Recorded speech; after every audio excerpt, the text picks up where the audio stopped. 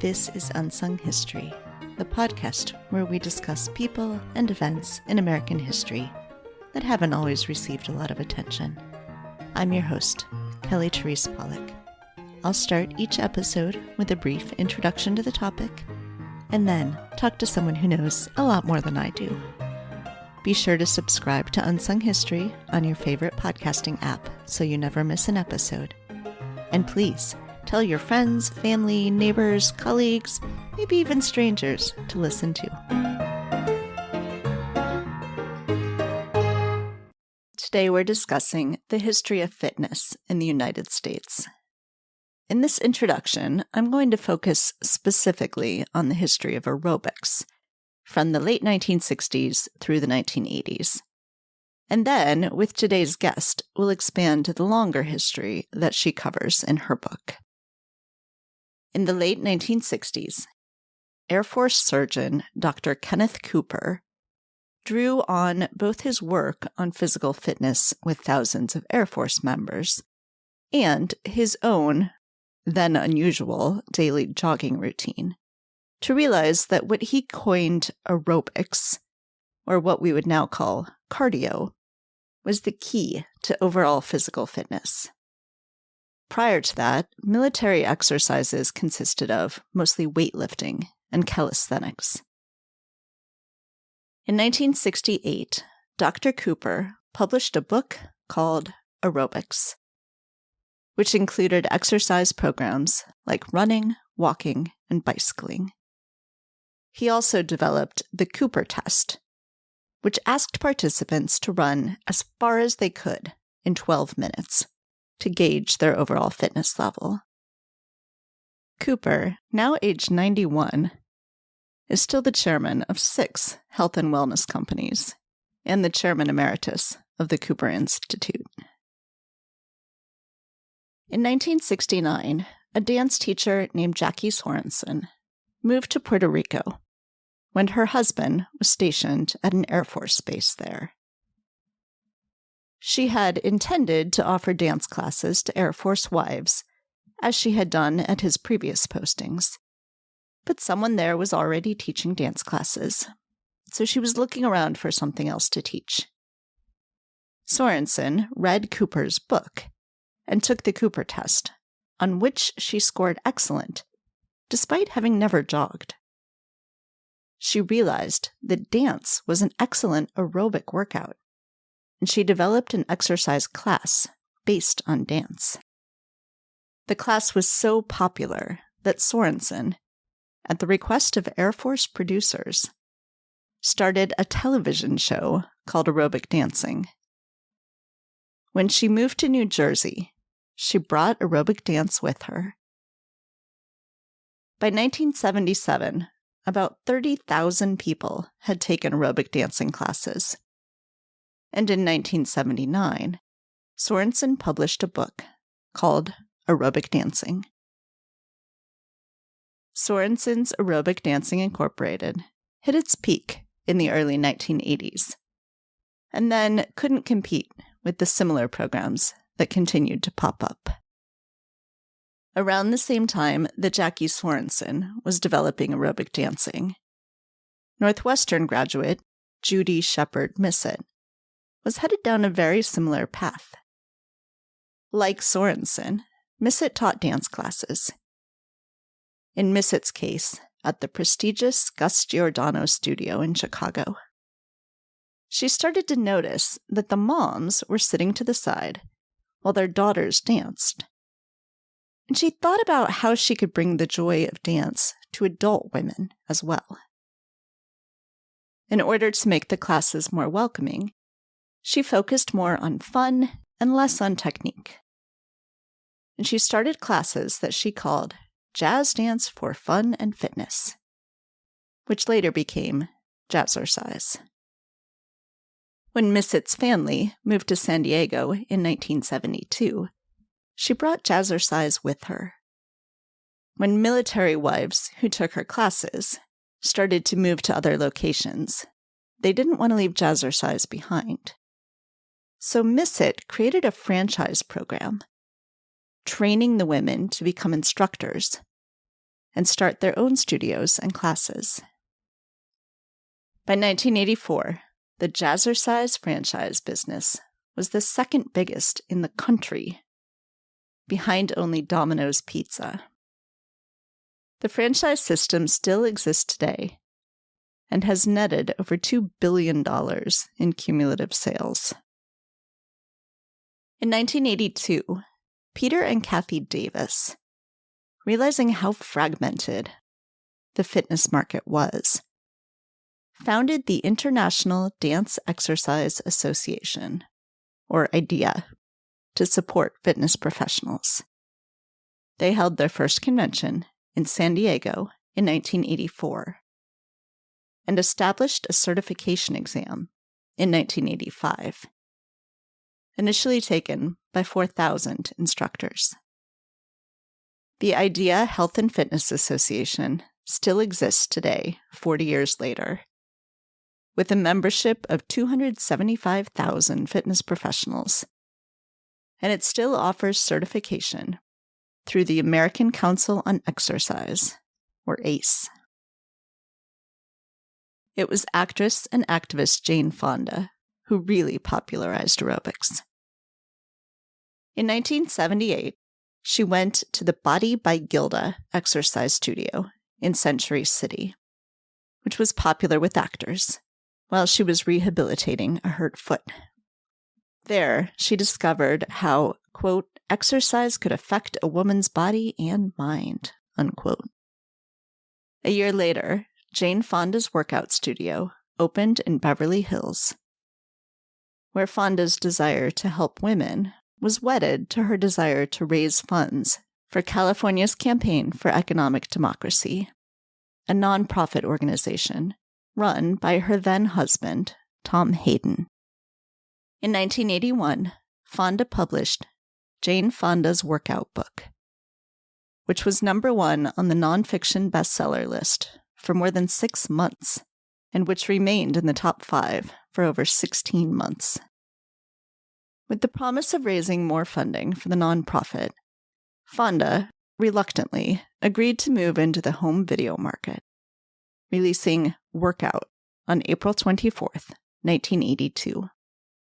The VHS cost $59.95, equivalent to about $180 in today's money, and it was the top-selling VHS tape for 6 years. Workout and its many follow-ups sold 17 million videos in total.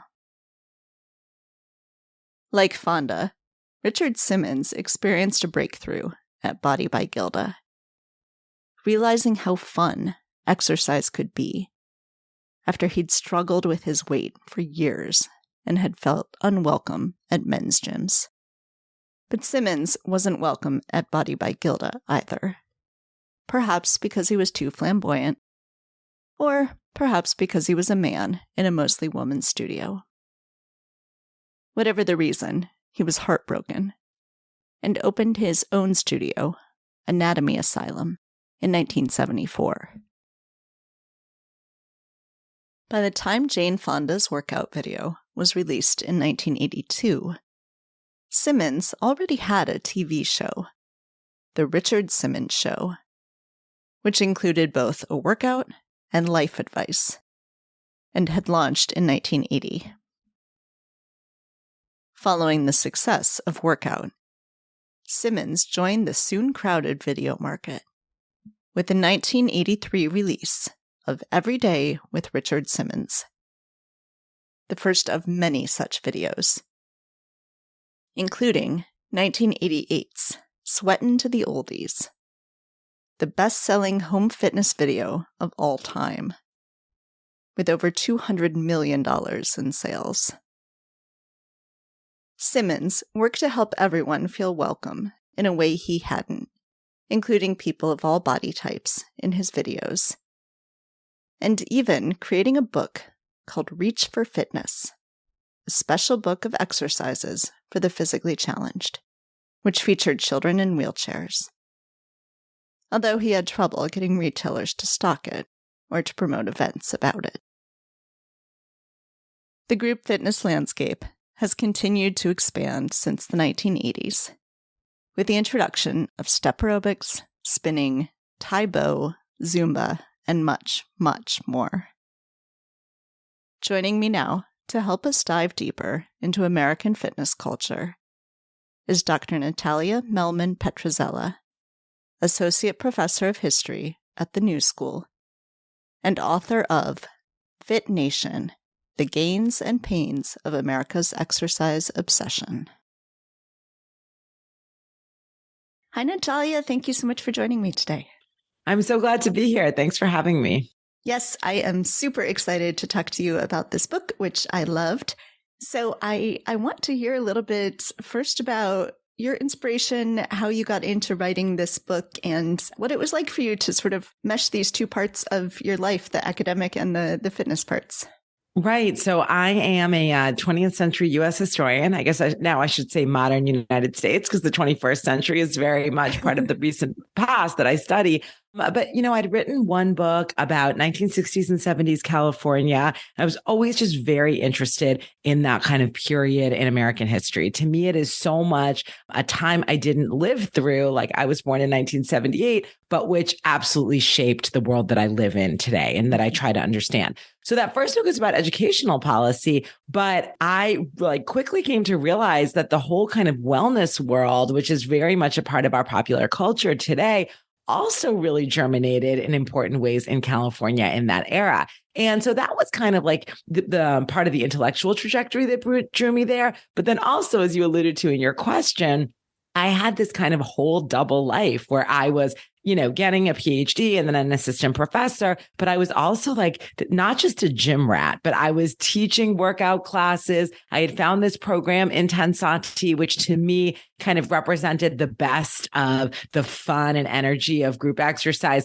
but with none of the misogynistic garbage. And I was really taken with that. And then really bringing those two together, two things happened. One, I started a schools-based program in New York City to kind of bring, I thought, more evolved and exciting exercise and nutrition options to New York City kids, working also on my campus in New York City at the New School. And so that was kind of one thing that made me realize, I can bring these two aspects of my life together. But then also really from just a historiographical perspective, I realized not too many scholars that do the kind of work that I do are taking the quote unquote gym very seriously. You have people who are it's just an engine of patriarchy or another site of neoliberal, self-fashioning. Okay, fine. Yes. And then you had folks who, I thought were really taking almost an overly academic, theorized approach in certain ways to this aspect of a lot of people's lived experience. And all of that made me just want to dive in and put with my historian's tools and understand this world of the gym, which I love, but which is also definitely what the kids call a problematic fave. Yes. So you decided to go in this direction that this is a super ambitious overview. It's a long period of history that you're looking at with a ton of sources. So can you talk to me about what you wanted to do, starting how you started where you start, why you took that entire piece?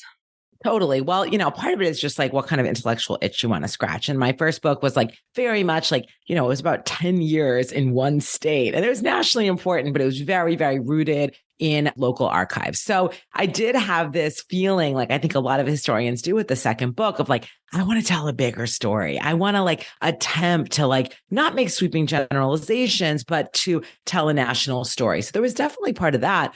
But then honestly, the topic of fitness lends itself quite well to that kind of broad framing, in that, this was a national movement, no pun intended. This was a situation where, you had certain loci, I guess, New York City, Los Angeles, some other places where that really germinated this, but especially through technology, television, VHS, it very quickly became a kind of national movement. And so you could tell local stories that sort of encapsulate really important aspects and even evocative aspects of fitness in America. But I was I think I'm up for tracing how this thing moved from place to place and what that looked like. And then in terms of the amount of time that I cover, I started in 1893 and come to the present. For me, that seems just wow, that is so much time to cover, right? On the other hand, it's really funny because some, kind of peer titles that aim to look at the history of fitness, they start with like the Greeks, right? Or they're looking at like cave drawings of like women with these like things that look like barbells. And there is a tendency with this topic to kind of almost take like an evolutionary biology take on things and like look at that really, really broad span. I find that helpful, but it's not the way my brain works. Like I want to be in the sources. And so the reason that I started when I did 1893 World's Fair, Chicago, is I just thought it was like such a rich moment to draw people in to a time when exercise was very much about performance. Like you would pay to see someone on a stage who lifts weights. And that's entertaining and weird in the way a bearded lady is weird, but it's certainly not something you're going to do yourself. And, I was so grateful to University of Chicago Press for letting me have a lot of images for a book like this. Because one of the funny things is that Eugene Sandow and these other strongmen who were up on stage at that time, like, they look good, they look fit, but they look like any guy who lifts every day at the gym in your town. And I think that like shift in body norms and what's aspirational and what's considered freakish is another part of this story that images really help me tell.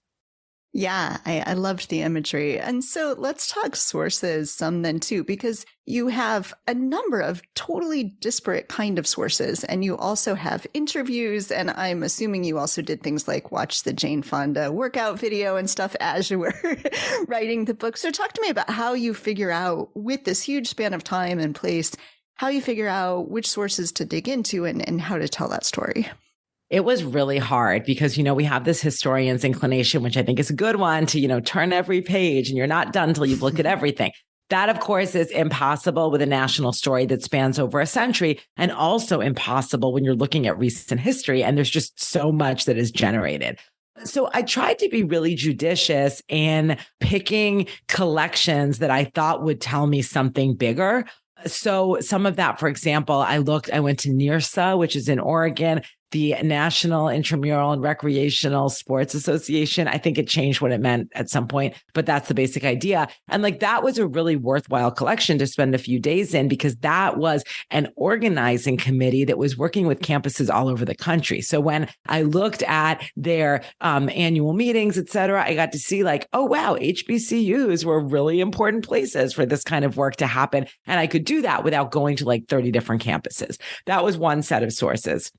Another thing that was really important to me and was a little less systematic, quite honestly, is that because I had worked in the fitness industry and been writing about this kind of journalistically, I have a lot of contacts. And because a lot of these kinds of materials that chronicle the history of this field are not considered worthy of being in the National Archives and not considered the sort of things that get put in formal collections, I was like in basements and had people like sharing Google Drives and texting me photos on their phone of like the brochure of the conference that they organized. And that's obviously imperfect in terms of like, I've turned every page and looked at every person, but I do think that it's unique and I do think it is important. And I tried to be appropriately humble with my citations and sort of like the limits of the conclusions that I was drawing about things to, show where this came from and what you can and can't say from it. Then, there was the matter, particularly in the pandemic. And I also have young kids of just like what's available, right? And we all always have to make those choices. For me, I mean, the digitization of so many press sources was just invaluable. Just amazing. And I mean, the mainstream ones, Los Angeles Times, LA, New York Times, et cetera. But much more than that, I mean, shout out to ProQuest, Alexander Street, like all of these aggregators. The Ethnic News Watch, like all of these ethnic newspapers, like Google Books and Life Magazine, Ebony, Jet. I mean, this was really incredible. So that was really, really important for me too. The last thing that was really unfortunate is that I never got to go to the Stark Center in Austin, Texas, which is this like amazing repository of what I hear is an amazing repository of physical culture items. And just because of the pandemic, I was set to go like right when it started. It was going to be my last research trip. Luckily, they have some really good stuff online. And so I got to use some of that. But that is, if I ever were to do a follow-up, that's the first place that I would go. So, You mentioned at the beginning that you're a historian of the US, and this is such an American story. I feel like in so many ways, this is the story of American culture, just happens to be through the lens of fitness. So can you talk a little bit about how American this is, how rooted in American culture and American history the story of U.S. fitness is. Absolutely. And what a challenge. I mean, the New York Times book review, the last paragraph was like, what about the rest of the world? I'm like, I tried. And I think you're right. I tried to show how it was meaningful to stay within these national borders of the United States because it is so distinctly American. Why is it so distinctly American? Well, there's this philosophical dimension, I think, where if we think, and it's a bit cliched, but cliched because it's true, that like so core to American ideology is this idea of individual self-help, of bootstrapping, of like, the self-made man and later woman. Fitness is like the perfect set of ideas and activities through which to embrace that sensibility, right? Like, I try to show it's not just individual will, which shapes your ability to, participate in fitness activities or what your body looks like. But of like a lot of activities you can participate in, it's a pretty appealing one, right? All it takes is willpower to get up and go for your run or do your sit-ups or, save enough money to join this gym if you care about health. And so there's this profound individualism in American fitness culture that I think really kind of solidifies how it becomes American. Then there is also, I think, the particular mythology and image making and really self-mythologizing around California that becomes so central to American fitness. And this idea of the beach body and a kind of healthy lifestyle that really comes out of California. Third piece is that I would connect the kind of Americanness of fitness culture to the kind of global exportation of pop culture throughout like the latter half of the 20th century. Really in the same way that American movies and products like Coca-Cola have come to be consumed all over the world and kind of aspirational, fitness becomes one of those things. Like American fitness VHS and beta then too in other formats also, these become desirable American exports. And this is something that, kind of works if you're studying geopolitics and it kind of fits into that idea. But there were such amazing human stories that I discovered through this. I was interviewing one woman, Monique Dash, and she talked about she'd been a dance major in college in the early 80s. She saw this ad to sign up and go teach aerobics in Italy. And so she was like, all right, she's this girl from the Bronx and she learns a little Italian and she gets there and she's like ready to be like, oh, I'm going to work at the Centro di Aerobica. And they're like, no. You refer to it in English because people were coming to have a Jane Fonda style aerobics class. So I try to, show how that happens, but also not be too myopic or ethnocentric in the way that a lot of Americanists and Americans can be. And like Eugene Sandow, the strongman who I start with, he's Prussian. Like a lot of American physical culturalists came from Europe or are taking inspiration from there. That goes on throughout the whole time I chronicle. There's a reason Zumba is so popular in a lot of ways because it's this like Latin import. Same with yoga, another major trend that I chronicle there. For me, it was important, and I hope I did it well, to kind of like articulate the distinct Americanness of this story while saying America exists as part of the rest of the world. And this is what that meant in little bits and pieces globally.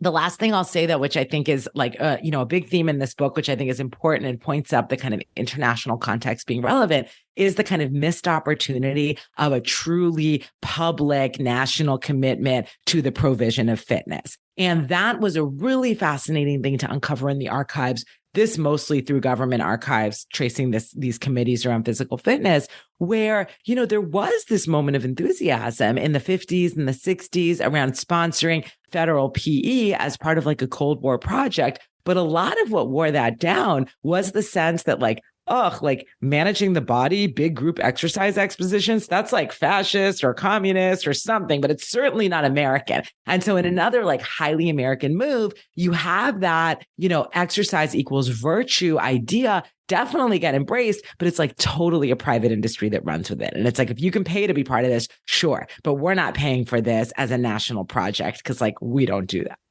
Yeah. And so I want to pick up on that private industry piece because the money behind all of this is so important to this story and the economic story of what happens and how this happens and who benefits from this and who does not benefit from this is a crucial piece to it. So talk to me about the economics and what you found in the archives as you were looking at this. Yeah, absolutely. And so I think in many ways, the fitness story just bears out a story which other phenomenal historians of inequality have been telling, which is that, in the late 20th century, we saw the rise of austerity politics and we saw the cutting back of a lot of different kinds of public and social programming. And what did that serve to do? It served to deepen inequality in our country. And lots of other people have written about that in terms of housing and education and food also as well. And so this book in some ways says, hey, also fitness, and points in many ways to the stripping back of funding for physical education, public recreation like pools, well-lit parks, running spaces, etc., while at the same time you have this booming industry. And I think like some other realms, but maybe even more intensely so in fitness, there is this real tension. And I think it's a really tragic and insidious tension that exists between or in a culture where we're constantly talking about how virtuous it is to exercise. And by extension, how immoral and lazy and disgusting it is to not, and even to look like you don't. And yet we don't embrace that idea enough to actually provide those funds to make it a public good. And that's the thing I want to draw people's attention to, because one of the things I first discovered, particularly when I was teaching, and I still do teach history of education, kind of classes in education studies, a program I used to be in, I found that there were a lot of people who were pretty sympathetic to the idea that race is socially constructed, structural racism is a thing, misogyny and the rest. But then they'd be like, ugh, but obesity, those people need to make better choices. And I'm like, wow, and it's that conversation just hasn't fully arrived to the realm of the body. And I think a lot of people working on food have done an incredible job at kind of parsing the way that works. But I hope I see this as a kind of relatively early contribution to do that in the realm of fitness, because I don't think that we've really had that conversation yet. Yeah. So you're talking some about race and class here. I want to talk to you about gender, because that's such an important piece of this, how gendered all of this is and the way that it's acceptable for women to work out versus men, and the expectations on women and men are different. And even the ability to make significant money doing this is different depending on your gender. So can you tease that out a little bit? Yes. And first, I should say that, the story that I tell is one that really exists in a moment when people were talking about gender as a binary thing. So I just want to point that out. I think my work reflects what's in the sources, but some of it just feels not just historical, but out of step with the way we talk about gender today and even the way the fitness industry does. So I'm just putting that out there. Yeah. So the first part of the book is basically dedicated to explaining a time when, as I alluded to earlier, sweating was strange. And, it was not virtuous to go to the gym, and it was looked down on in different ways for men and women. So to get to your point about gender, if you were a man who wanted to work out, well, that is not cerebral. It's narcissistic. It's not like a sport that's competitive and virile. It's kind of effeminate to care so much about your body. What's wrong with a guy who wants to do that and a guy who wants to spend time among other men who want to do that too? And that's very important. In a moment when there weren't gyms everywhere and the notion of a gym bro as a straight guy didn't even exist, there was real suspicion about the spaces where men gathered to exercise. And I should say that suspicion, homophobic as it was sometimes grounded in the reality that in a moment when people were forced into the closet by homophobic public policy, physical culture spaces were places that men who sought the company of other men romantically would gather. So that's kind of complicated and interesting. For women, it looked different the way that women were discouraged from exercise. And there, the idea was there's a big physical risk to women for exercising. Their uteruses could fall out, and a woman who can't have a baby is just not even worth living. Who would want that? Also, muscles are going to make women look, unsightly and masculine. And then the third piece is almost more philosophical, that, doing kind of rigorous individualistic work is going to make women cultivate these unladylike sensibilities. And so what's interesting there, so you have that kind of foundation, So there is, though, this interesting way in for women. And you see that with like women's and girls phys ed advocates, one of the things they do is they introduce like these ideas of group dance, right? And they say, oh, this is like about grace and community and like group activities. And it's very gentle. And it's better than having them do all these intellectual things, because we don't want to cultivate these girls to think they could be scholars. Like, let them work on group dance. So there's that way in. And then I think even more powerful than that, and is so relevant and still with us today, there is the idea that, well, okay, we don't really want women to be sports women, but we do want them to be pretty. And to the extent that exercise can be a form of bodily self-management to be attractive, well, then it's more than okay. And so there's this really fascinating thing that happens in 1930s, 40s, 50s, 60s, even, where you have these studios and salons, which prefigure the ones that we have today, but they are very much connected to beauty work. Like some of them are even connected to beauty salons. You'd get your nails done, and then you'd go to a reducing spa and have like your cellulite shaken away, or a very gentle kind of dance, kind of ballet inspired workout. But I say like very gentle, like ballet, I shouldn't probably even use in the same language. But I think that that's super important, because it was an important way in through the beauty industry, but one that was very, very circumscribed by, women. Like, you should see these ads. I mean, you'll see them in the book, read the book, everybody. But some of these ads are like, no sweating required, relax in luxurious comfort. Like, they had to be very careful to say this wasn't actually exercise. Yeah, no, it's so fascinating. So you mentioned that you were born in 1978. So was I, and the 80s and the fitness of the 80s is just sort of so overwhelming in my mind. Full disclosure, my mom was and still is an aerobics instructor. And so the 80s were filled with this for me. And I remember her going to an IDEA convention, for instance. So this is sort of part and parcel of my childhood. But I wonder if you could talk about that moment, the 80s, and the jazzercise and the dance aerobics and everything that happens then, and how that sort of helps get women a little more front and center in this movement, because they really do then sort of take over a lot of this space. Yeah. So, aerobics was so important in the 1980s. And there's this oft-cited fact, which I think is true. I've checked it, that by the mid 80s, 22 million Americans are doing aerobics, most of them women. Why is this such a big deal? Well, in 1970, dance aerobics like barely existed as a concept, and as something so big, like absolutely not. And then the fact that even men were going into some of these choreographed classes as well, and that they were in movies, and it was such a moment, like I think few people could have seen that coming. So to me, that era is so interesting because at the same time, it is a kind of triumph of feminism. And you never would have been able to have these predominantly women's spaces doing like girly moves, right? Like, because girls and women usually grow up doing dance classes much more than boys and men do.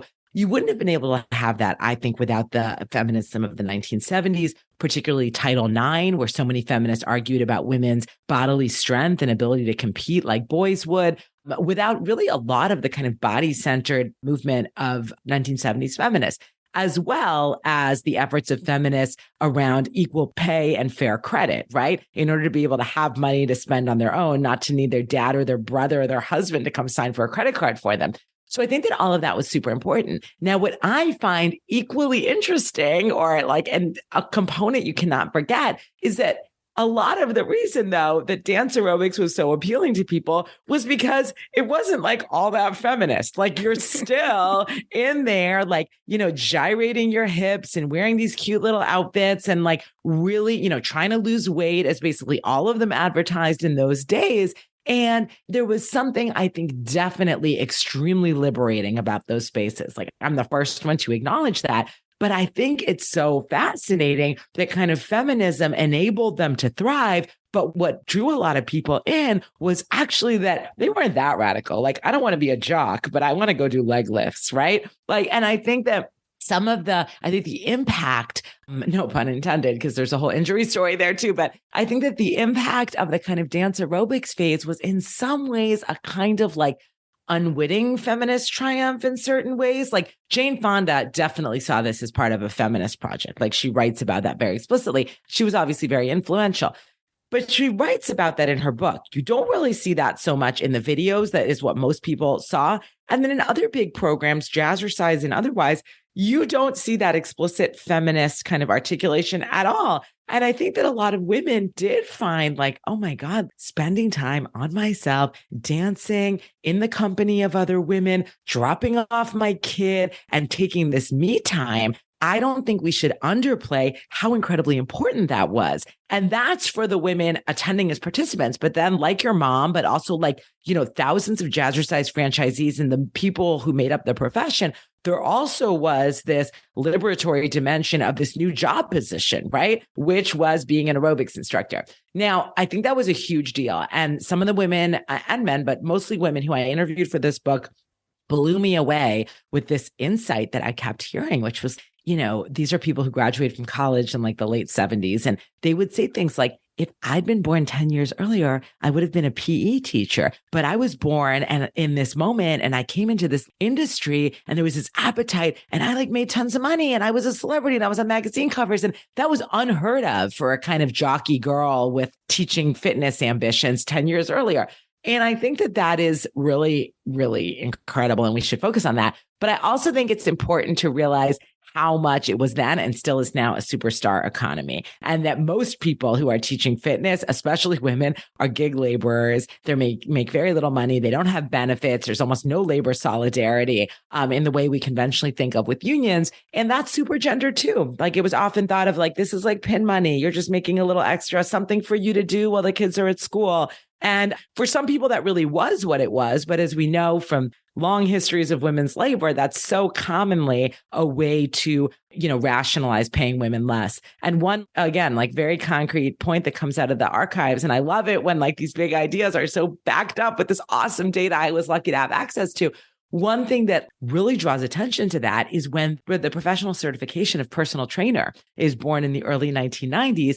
Well, then men start to come into the game because it sounds clinical, almost medical. It's not like being in this feminized space of education. And the money starts to be much more as well. And I think, personal trainers are not making zillions of dollars, but it's a really interesting juxtaposition between the aerobics instructor, who's kind of a celebrity, but like also sort of degraded, like this ditzy gym bunny, versus the personal trainer, who's like this clinical expert. So yeah, super interesting, the gendered part for sure. So I want to ask about the pandemic because, of course, that is part of this book as well. And I think the indications, and you write about this at the beginning of the pandemic, where maybe this was going to change things forever in the fitness industry. And I'm not sure that it has. So I wonder if you could talk through that a little bit. Yeah, well, I do think the pandemic has changed the fitness industry in that home fitness really accelerated in its development in a way that, I don't think would have happened if we hadn't had all these lockdowns, et cetera. So you really have had a real boom in that. And then I also think that closures and people's anxieties about going back to brick and mortar stretched on for so long that people who could afford it really invested in setups at home and created new habits. Remote work isn't going away for a lot of people. That's really changed the way that a lot of people exercise.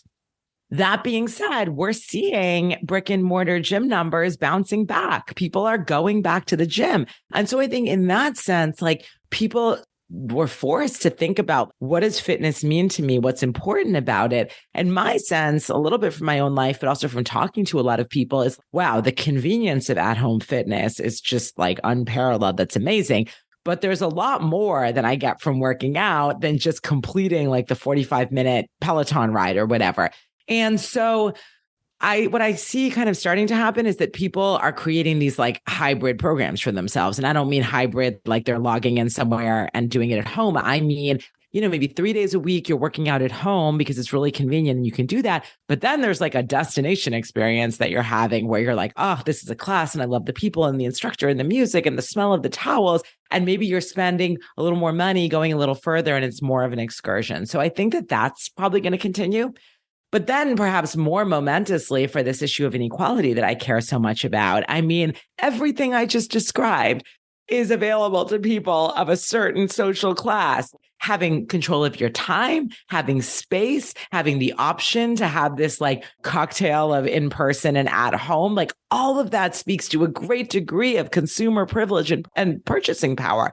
And really the big pandemic fitness story, which I see as like so tragic, is that like for all the talk about Pelotons and at-home workouts and getting my pandemic body, blah, blah, blah, so many people, public facilities were closed longer than anything else. Playgrounds taped up, basketball hoops taken down. All of that affected people who don't have the space to do so at home kind of even more. Phys ed obviously closed in schools. And so we have seen a continued, issues related to obesity and other sedentariness. Data bears out that the pandemic has only kind of increased fitness inequality. And that is sad, but not surprising at all. Yeah. I live in Chicago, and the lakefront was completely closed off for like months. And now, of course, knowing what we know about the pandemic, that would have been the safest place to be. I know that. And I find that so frustrating. And I think there was a little bit of posturing in some big cities, New York as well, of like, oh, look, we're doing so much for the pandemic. We're like closing down beaches and parks, et cetera, as if that was like this grand gesture that was doing anything except being a gesture and actually really limiting people's access to exercise. And that I find so unexcusable. And I don't think anyone's going to apologize for it, but I can keep screaming about it. So hopefully everyone will understand by now that they must read this book. So how can people get the book? The book is available anywhere books are sold. So you can go on IndieBound or on Amazon or the University of Chicago Press site. And I should say, depending where you are, I have events on the calendar confirmed right now. Boston, January 18th, Brookline Booksmith, the Strand in New York on January 10th, both in conversation with incredible writers. And there are more of those coming. So definitely stay tuned. I'll post them all on my social media. Excellent. And I should note this is being posted at the beginning of January when people probably have all sorts of ideas about what they're going to do to get in shape in the new year. So what are some parting words that you might have for them? Absolutely. Well, I didn't mention I am a fitness instructor too, right? And for me, the most important thing at the beginning of the year is, yes, absolutely make new promises to yourself. But if you want to keep them, think about what you actually will do as opposed to what you wish you would do. And so I think my mantra is kind of that no opportunity for exercise is too small to be worth it. And so if that means, oh, you want to catch up with a friend, you usually get coffee, why not go for a walk together, right? I have a pull-up bar visible in our little Zoom here. I try to knock out a few every day just to get a little stronger. It takes literally 5 minutes, but to me, that is worth it. So do what you think you will do rather than what you wish you would do. Yes. Well, Natalia, thank you so much. I loved this book, and it was so fun to speak with you. Thank you. And it was great to speak with you too. I really appreciate it. Thanks for listening to Unsung History. You can find the sources used for this episode at unsunghistorypodcast.com. To the best of our knowledge, all audio and images used by Unsung History are in the public domain or are used with permission. You can find us on Twitter or Instagram at unsung__history or on Facebook at Unsung History Podcast. To contact us with questions or episode suggestions, please email Kelly at unsunghistorypodcast.com. If you enjoyed this podcast, please rate and review and tell your friends. MSW